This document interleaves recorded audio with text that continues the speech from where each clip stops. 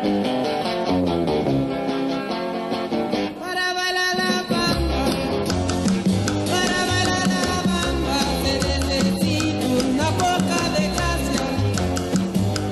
welcome to Off the Shelf Reviews. I'm bending this chair to my ass. And I'm Gary. And today we're going to review and discuss La Bamba, which came out in 1987, written and directed by Valdez.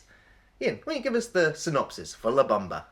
Well, the story follows Lou Diamond Phillips playing Richie Valens, an up-and-coming rock and roll star in the mid-50s. We follow Richie's rise to becoming a household name while at the same time battling the relationship with his brother, Roberto. We follow the story to its tragic end, to the day the music died. 1, 2, 3, 4. All my love, all of my kissing. You don't know what you've been missing, oh boy. When you're with me, oh boy. The world. I remember watching this film when I was a kid. My mum rented it from our local video truck that would come around. And, you know, I was young. It didn't get me. I didn't get it. This was a film about a guy who played music and ultimately ended up dying really suddenly at the age of 17. But I remember my mum, you know, she was passionate about this film, kind of like how I get passionate with movies nowadays. She was looking at me while I'm like, where's the lasers and the robots and all this? And she's wagging her finger at me saying, no, this is a great film about this star, you know, who's going to be big, and why can't you be like this? And traumatic memories, shouldn't go back. Nam flashbacks. But anyway, when Gary said we had to review this for the show, I was like, really? Holy fucking shit. Gary is going to sit down and watch La Bamba. Well, yeah. This is not the sort of film that I would ever pick up off the shelf to watch. You wouldn't. No. It's an autobiographical music tale. You know, we've seen a few of them in the 2000s with Walk the Line and Ray. You know, there were the ones back in the 70s and 80s with The Who and Pink Floyd. You know, but for me personally, La Bamba was the first one I ever saw. Okay. And I also kind of think it's also, I mean, there could be others, but I think it was the biggest one for me as well. The one that actually got to the cinema. You know, it wasn't a 3-hour TV documentary following like Elvis or Buddy Holly. You know, this was Lou Diamond Phillips playing Richie Valens. And Lou Diamond Phillips was a up-and-coming rising star at that point. Yeah, Lou Diamond Phillips as Richie Valens. You know, at first I was just like, you know, Lou Diamond Phillips, I've not really seen that many films with him in. Well, so yeah. I couldn't really compare it. I think I remember him from Young Guns. Yeah, he was the Indian guy in Young Guns. I think he was in Young Guns 2 as well. Yeah. I saw him, it's been a while since I've seen it, but Renegades with Kiefer Sutherland. Right, I remember that being kind of like a cheesy action, Lethal Weapon kind of rip-off. Yeah. But still, it's two guys from Young Guns who work really well with each other. Yeah. He's gone on to, Lou Diamond Phillips went on to do a lot of TV. Yes. In the late 2000s. So it's not like he completely disappeared off the map. No, not at all. Having my reservations about going into this film, not really knowing what it was about, I didn't really know that much about Richie Valens. I know quite a bit about Buddy Holly. Yeah. And I do have kind of an affinity for late 1950s rock and roll music. Yes. You know, one of my favourite horror films is Christine.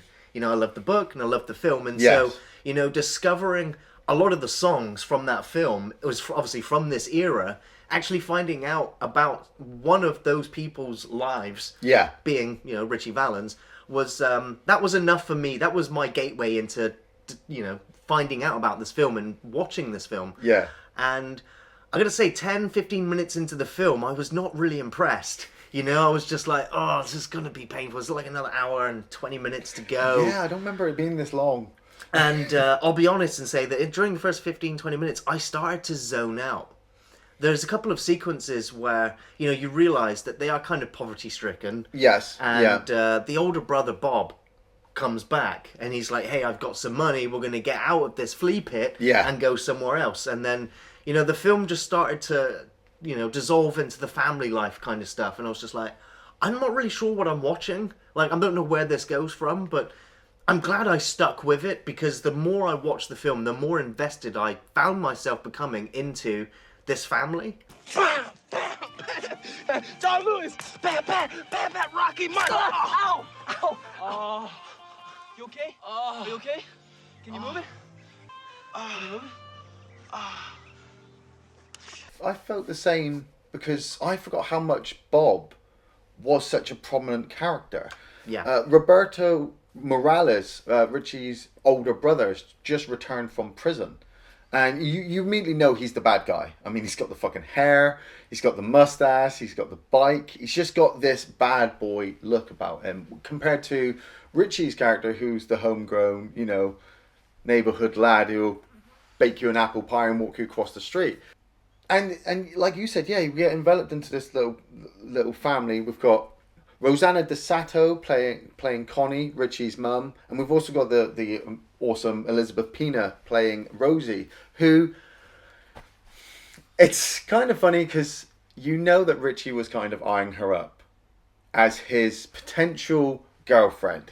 If they've been living in this Apple store place for a number of years, then they're bound to be making this relationship, but they're probably going to wait until they're married before they do anything. And then Bob rides into town and Rosie is just overcome. He's got it right smack bam in the middle of his hand. So when you see Richie, he's playing guitar with the kids. Yeah. And he's keeping them all happy and keeping morale up, and Bob's behind the tree with Rosie and they're just going at it. And it's that line. Bob's got so many great lines in this film. And it starts off with, "Why didn't you tell me it was your first time?" And she's like, "You didn't ask." And I'm like, "Oh." Ooh. But then when Richie sees this, like I said, I'd already had the experience of seeing the film before. I got from his emotion that he was just like, "That's it, I'm cutting him off." I'm glad he's back, but Richie's got his view on his life. Yeah. And Bob's got his view on his life. And if the two of them clash many times over this film, but it's the mother that ultimately strives to keep Richie going. So even though they move out into this, well, you call it a house, hovel. Yeah. But what I did like was, watching Richie try to, fulfill his dreams. Yes. Watching him carry his guitar with him wherever he goes, even to school. Yeah. Just down the street. He's like, I'm taking the guitar with him wherever he goes. And I was like, he has all of the makings of a musician. It's his dream and it is his passion, and you see it in the small performances that he does. Yeah. Leading up to him actually having to, actually joining a band. Yeah.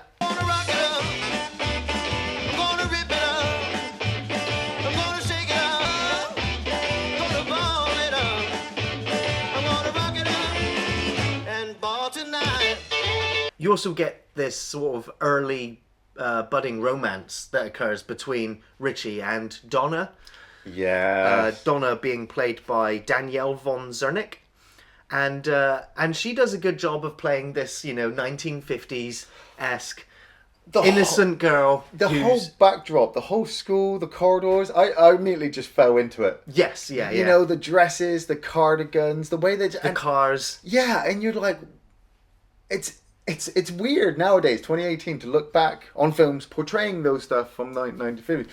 They actually existed like that. Everything was peaceful. Nothing bad could ever happen, As long as you keep, the whites over here and the blacks over there and the Mexicans over here, because that's what comes up. But even though Donna and Richie have this budding relationship, which nowadays, nobody would bat an eyelid to, her father is very against it. What is he, Italian? Yes. And the racial tension is there in the background, but it's not too heavy. Yeah. It's nicely portrayed in a way of saying, look, we know it was there, but Richie is such a nice guy with the things he does that he starts to bring people together with his music, with his songs. I mean, it's illustrated when he goes to audition for the Silhouettes. Yeah. And the lead singer's just like, just stand in the background.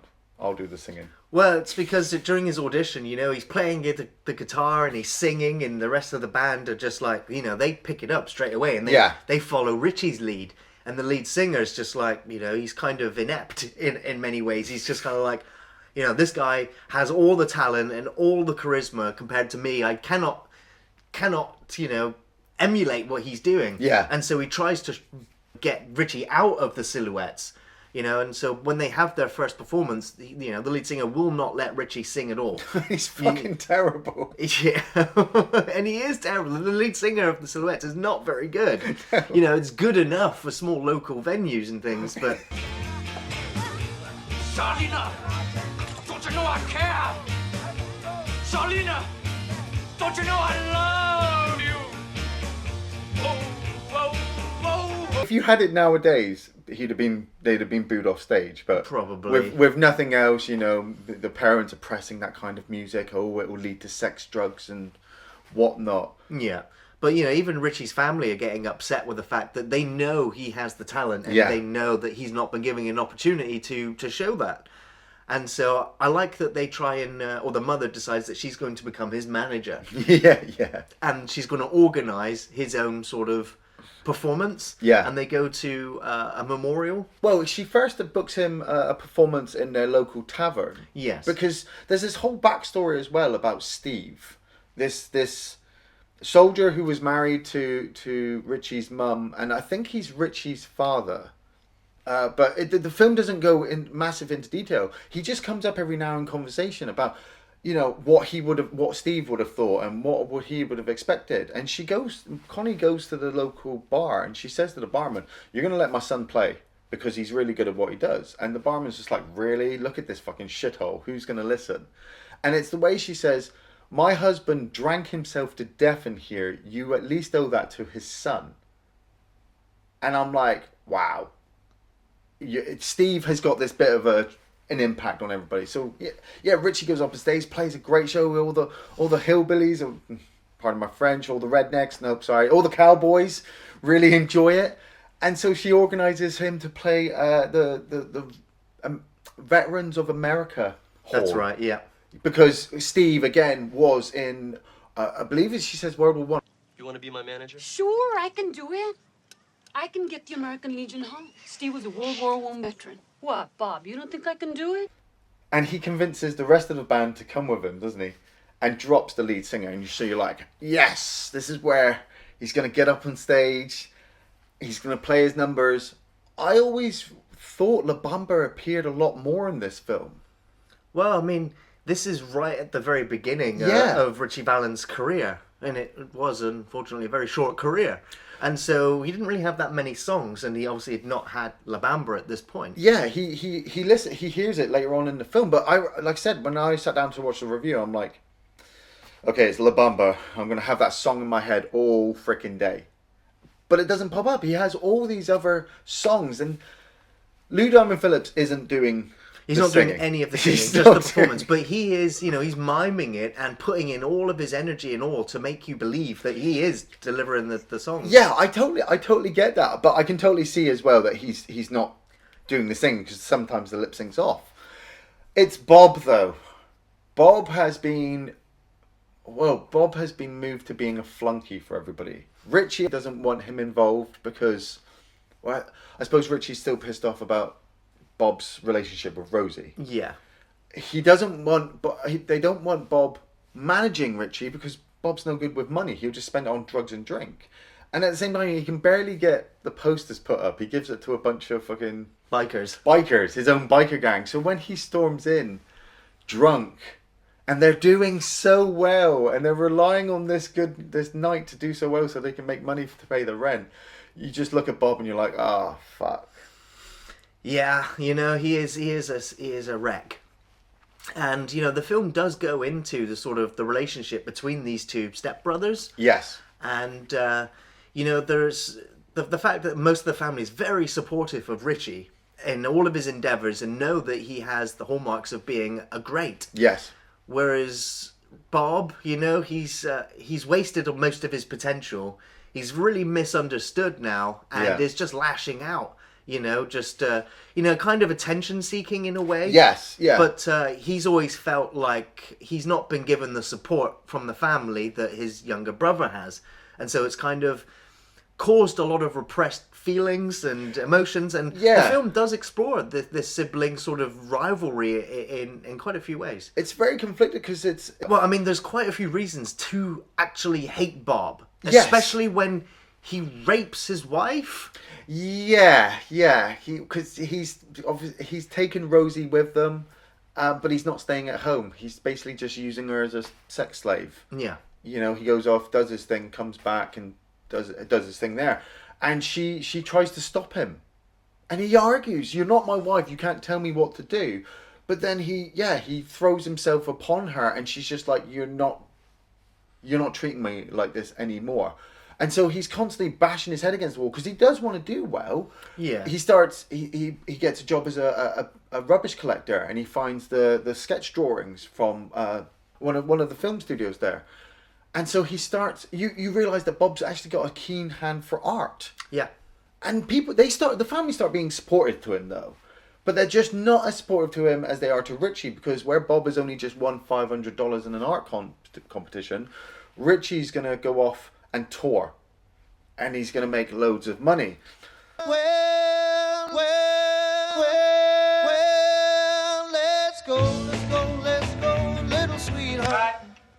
But you see also you see the flicker of the light, I suppose you'd say. Richie's burning stardom. He knows he's got the skills. He knows he's got the talent. But now he's not in school. He's not seeing Donna as much in school. So he's trying to see her at home. But her father is obviously, stopping them from seeing each other. And he's starting to burn out. At 17, back then in the 50s, touring was a big thing. And we know how much stressful it can be for performance artists nowadays with what can go on.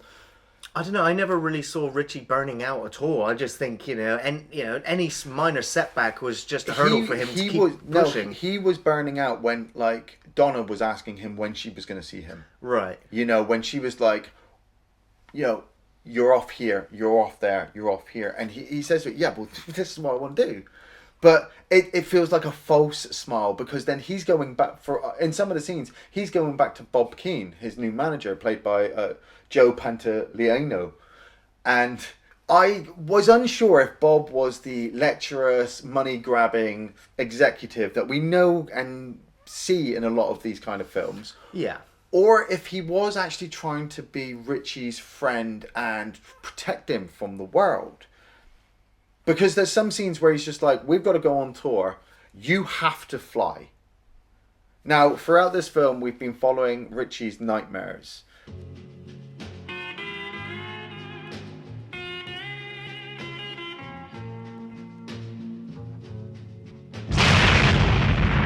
When he was a kid, he'd gone to his grandfather's funeral. And while he was there, 2 planes had collided above his school. And the wreckage had crashed into the school playground and killed his best friend. So Richie is constantly reliving this nightmare and explains it to people that if he hadn't been at the funeral, he would have been at the school and would have died as well. And knowing what happens to Richie Valens, it's just a horrible omen. Yes, very much so. And so you learn that Richie, has a fear of flying or being in the sky because of this horrific incident which occurred in his past, and that event actually happened in the history books. That actually happened. Yeah. And I like the fact that his brother takes him away to go and see this mystic. well, he takes him away to get him laid. Well, because Richie's not getting any love. That's also another great sequence where he takes him to this massive sort of brothel. The titty twister.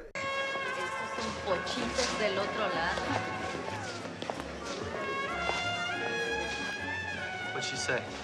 She likes your big... Yeah. And, he walks Richie down this lineup of girls that are all sat there, and he's like, choose one.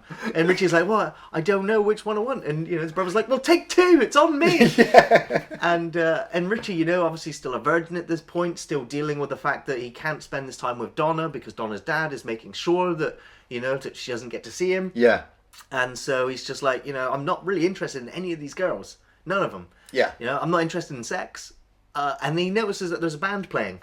Yeah. And he's just like, I'm just going to go over here. And they start he tunes playing his the guitar. Bamba, yeah. And before you know it, he's playing with the band at the Titty Twister. Yeah. It's like, oh, that's Richie. Yeah, that's Richie. He was more into the music and getting everybody to have a good time than doing what his brother wants to do. Yeah. But it's, they go off and see this mystic, and the mystic gives him this necklace. And it's symbolic, but at the same time, I mean, I don't fully believe that they went to Tijuana and got this magical necklace that allowed Richie to be able to fly and not die on a plane. But it's the thought behind it. Obviously, with these kind of films, they dramatize it, that these brothers were sharing this moment. It's a nice memory that they are going to actually have, well, for a brief future. But there's still a bit of turmoil there as well. Richie doesn't want his brother, Richie doesn't want Bob to have any dealings with Donna. No. Because after what happened with Rosie, it's just like, I see how you treat women. At the same time, Richie's kind of flaunting it in Bob's face when he makes the money and says, hey mum, here you go, I've just bought you this brand new house. I've got this brand new car. And Bob's trying his best, but everybody's got Richie now on this pedestal. Not that Richie doesn't earn it or deserve it, but at the same time, it must be hard for the brother to sit there and have all this hatred behind him, because it builds up to Richie now is going on tour a lot, and he's actually flying. Yeah. And it's doing well, and he finally gets home, and Bob has stopped drinking. He's on the wagon. Yeah, he's on the wagon. He's been on there for a month, but he's really mean. And so it brings all that hatred back out of him when he sees Richie and he sees everybody's jumping on him and telling me how happy he is and stuff like that, that they end up having this big fight. Never talk to me like this. I loved that sequence. Yes, yeah. It had been bubbling for the whole film, really, to get to that point. And, I like the fact that he's just like, I've been drinking this bottle, I can't even finish it, I don't want it anymore. Yeah, and Richie's like, yes, I'll take it. Yeah, and, they finally have it out. Bob literally tells Richie exactly how he's feeling and what it's been like for him, because everyone else would literally just go, look, it's not just about you, Bob. Yeah. The world doesn't revolve around you, you know. Richie is, and then Bob starts to use that dialogue against him, like, the world doesn't just evolve around you, Richie. And but they get the feelings out, and Richie just sits there and he's like, look, I understand exactly where you're coming from, those were your honest feelings, you shared them with me, and it's not great, but and they leave on sort of bad terms, but at least they've kind of been honest with each other. Yeah, but they broke the necklace. Yes, during a scrap. He pulls the necklace free of him. Yeah. And he's they're both looking at it like the horror, like the spell has been broken. Yeah.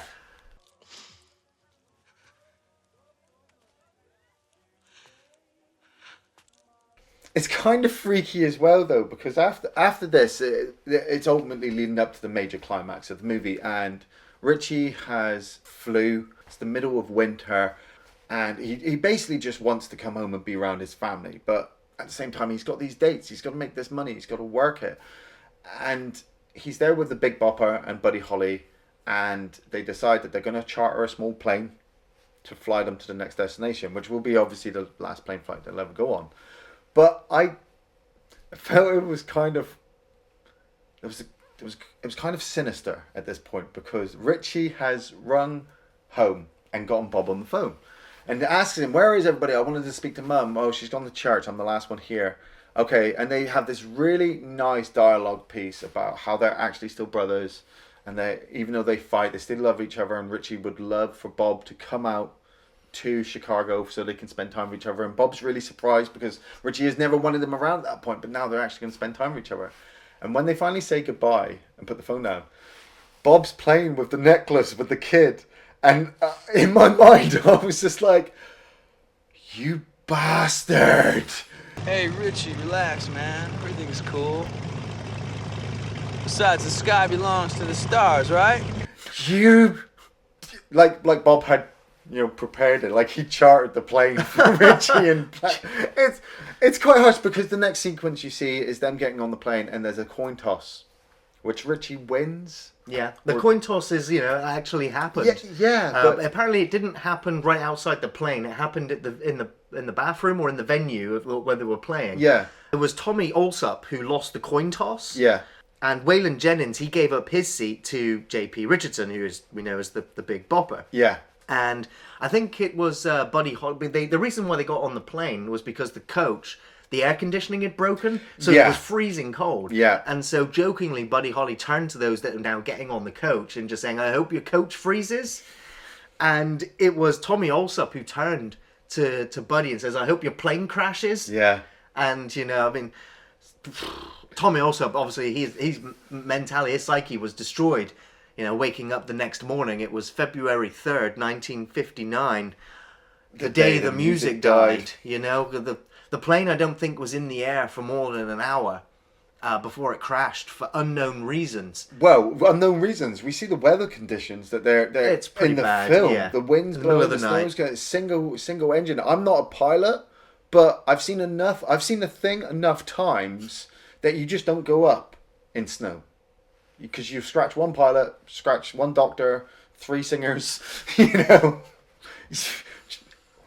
next segment, the film handles it in a really gentle way, I suppose, because you watch the plane fly up and the film just lingers, sort of. it looks like static, but just with the snow coming down and filling the screen, and it's just like, if you're aware of the history, watching the film, this fateful night is occurring. Yeah.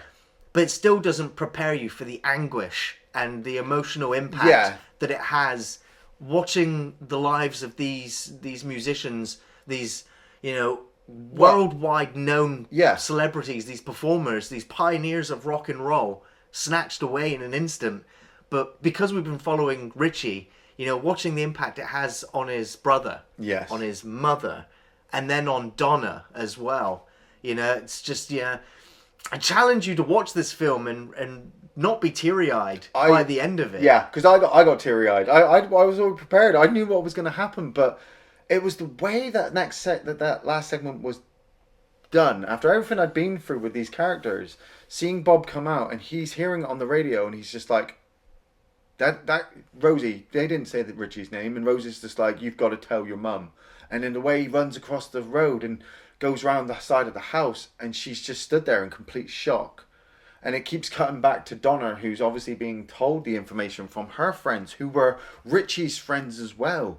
And then, like you said, knowing that like half a country, most of the world, whatever, fans of these musicians would just be crying into their freaking hands at this point. I got teary-eyed. Not Richie! Not my Richie! Bob, not my Richie! Not Richie! Not Richie, Bob! Oh, Yeah, the film handles it really well. It's the sequence when it's Bob and his mother just sort of hugging it out and screaming. I was just like, oh my god, this is just terrible. The bit where he ran on the bridge took me back to Simon Birch. Right. Yeah. Even Bob Keane, sat in his car listening on the radio. Oh god, yeah. He's possibly feeling the guilt as well for sending them out on a broken bus. Yeah, well, he even said to Richie, "Come home." Yeah, just come home. And Richie was like, "No, I've got to finish the tour. Finish the tour. The music, all about the music. All about music." And so it's just really sad. Richie Valens died at the age of 17. Yeah, man, they died young. He died really young. He wasn't even 18 yet, and already such a promising career with only a few real hit singles that he had chance to ever record. All those girls he missed out on doing, all those drugs that he was going to pile into his body. I don't think he was the selling of the music. Well, we can guess and foresight, but a lot of musicians, they end up going that way because of the lifestyle. Yes, yeah. Luckily, Richie hadn't got to that lifestyle yet. He was very much loved by his mum. He loved his family. He even loved his brother. And unlike a lot of films, I bring up Walk the Line and I bring up Ray. you know, when those two films came out, everyone was like, "Oh man, these films are amazing," and I remembered La Bamba. And I'm like, well, yes, they're not the first to do this. But what got me with those films is that they used drugs to get them through the tour. Yeah. And used it as a crutch for their harsh upbringings. Richie didn't have that much of a harsh upbringing. He was all about that music. And that's what made it even more soul-crushingly sad. Yeah, it really is. So I've got maybe two sort of favourite sequences in the film. And I love the sequence between the two brothers when they're sat there talking about their old man. Yeah. And the impact he's had on the family. Even in his absence, you know, they still kind of look up to and appreciate him. Mm-hmm. And I love the bonding of the two brothers there. You know, even though they accept that they're stepbrothers, that they're family and they'll get through this as a family. Yeah. My other favourite sequence is what, for me, just really pinned down Richie Valens for me, and it's when he's sat there talking with Bob, and you know they've had this relationship that's been building now, and he says to Bob, "I'm going to play La Bamba," and Bob's just like, "No, you really can't do that." Yeah. And Richie's just like, "The way I play it, it is rock and roll." Yeah. And I'm just like, that's perfect. That just sums down Richie's character. That whatever he's playing, it is rock and roll. He adds his own, you know, his own slant to it, and it's just great. Yeah. How about La Bamba? La Bamba. It's not rock and roll. It is the way I play it. No. It's a folk song. I don't want to offend anybody, okay? Besides, it's in Spanish. That's how I want to sing it. Rock and roll in Spanish. I've got a few favorite sequences, but what I realized after I made my notes was the director Louis Valdez. He hadn't done a lot up to this point, and he'd done a big play called Zoot Suit Riots. That's right. Which is supposed to be highly successful. Go and see it. And so I realized a lot of my favorite scenes were just dialogue pieces. You know, there's really good sequences between Lou Diamond Phillips and Esai Morales playing Richie and Roberto. You know, be them fighting it out. You know, fighting out over other people. Them going and sharing moments in Tijuana. You know, I love that. I love that little sequence where Richie is stood inside the house and they can hear Rosie and Bob fighting. And Bob comes out and just gets on his bike. And Richie wants to go out there and do something. And his mum stops him and says, "No, it's nothing to do with you." And I'm like, actually, it's got everything to do with him. It's his brother and his childhood friend, the girl he was growing up with. Them fighting. Richie just wants to get out there and do something, but he keeps being held back. It's a shame, but at the same time, that's where he gets up on stage. And even though it's not Lou Diamond Phillips doing the singing, like I said, the performances get you going. The music sounds really good.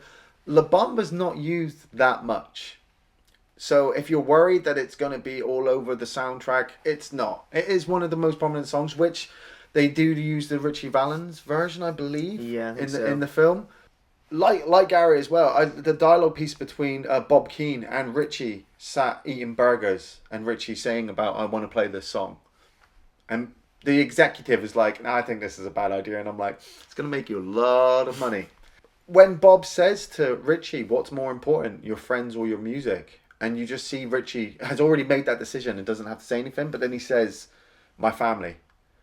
And the fact that everything behind Richie is also warm and nice. But at the same time, you got that looming shadow all the way through the film. The dark sequences. The first plane crash at the beginning made me jump. So be aware of that when you sit down to watch this film. I definitely recommend La Bamba. Mainly because it's like an American history film. More so than a musical autobiographical movie. It is that, but there's so much about Bob and Richie that if Richie Valens was just a fictional character, this film would still really work. You know, the tragedy that comes up halfway, 3/4 of the way through the movie, just cements exactly how everybody's feeling.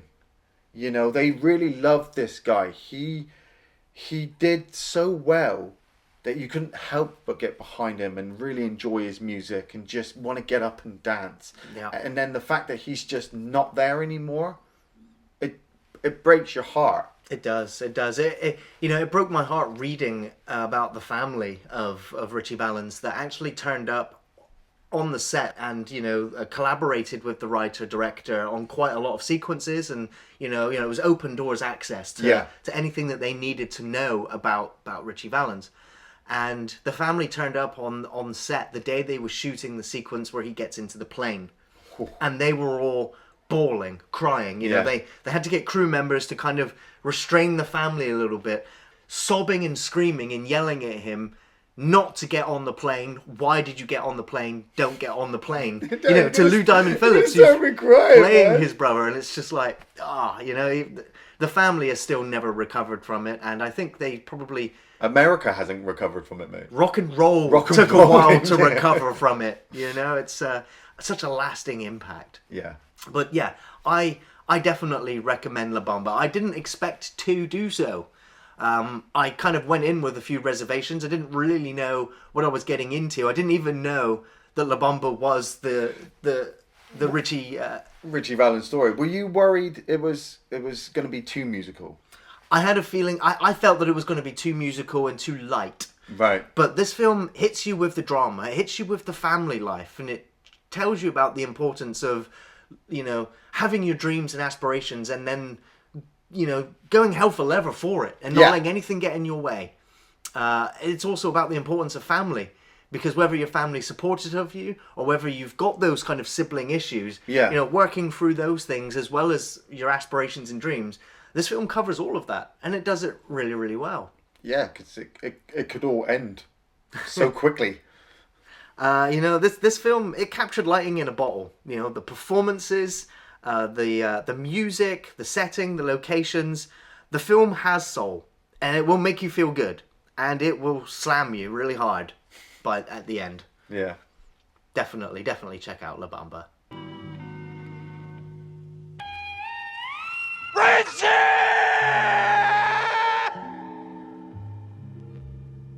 Thanks for watching Off the Shelf Reviews. You're mine, and we belong together. Yes, we belong together for eternity. What'd she say? She likes your big...